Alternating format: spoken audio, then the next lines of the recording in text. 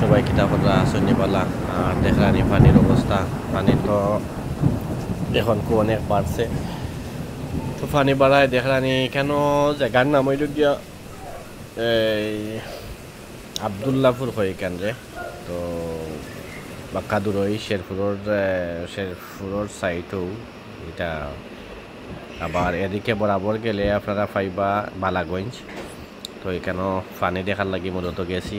তো যাওয়ার পরে দেখলাম মানুষের বাড়ি করে অনেক পানি, মানে চকির উপরে চকি তুলিয়া তারা গুমার আর এটা টিনর কিতা দিয়া চুলা বানাইয়া তারা রান্না বাড়া করে।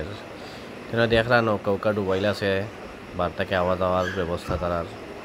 আর অনেকের ওই গরু বাছুর মানুষও অনেক আছেন রাস্তার সাইডে গরু বাড়ি বানাইয়া। এরপরে এখানে আবার একটা সুযোগ আছে যে দুইতলা সিস্টেমে আশ্রয় কেন্দ্র। তো কারণ পানির জায়গা তো ওইখানে ওই ধরানি মসজিদ যে পানি, মসজিদও প্রচুর পানি।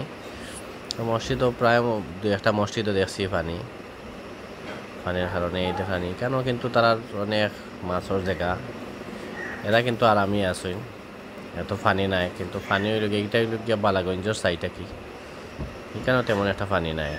পানি হইল গিয়া আবদুল্লাপুর, এরপরে আরও নকিতার জায়গার নাম, ওগুলো ভাই বেশি পানি। ভাই পানির সময় তো এখন পানি হইবই, আর বাংলাদেশ তো পানির দেশও।